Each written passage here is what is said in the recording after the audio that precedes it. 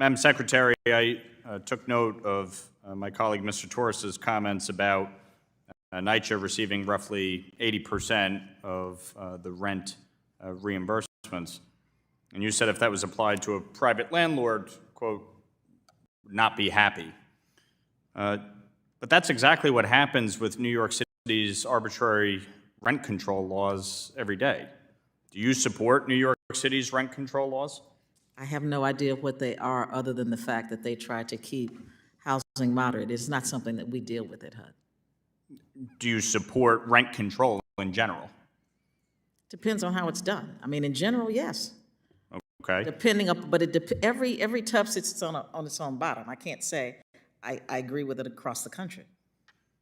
So in the biggest city in America, you're not aware of New York City's rent control laws as the HUD Secretary. I'm aware Secretary? of the law. I just have not read it. I don't know what's in it. Do you support the general concept of good cause eviction? What does that mean? Good cause eviction is a law being proposed in New York that would make it extremely hard for a landlord to evict a tenant. I've not read the New York law, obviously, and I'd have to do that in order to say whether I support it or not. Okay. You said you support rent control laws. Is the rental property that you own in Warrensville, Ohio, subject to rent control? I don't have really any rental problem.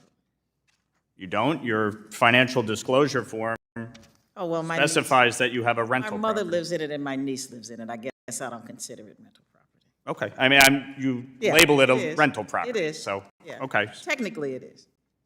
Okay. Well, I mean, technically. And it is rent controlled, quite frankly.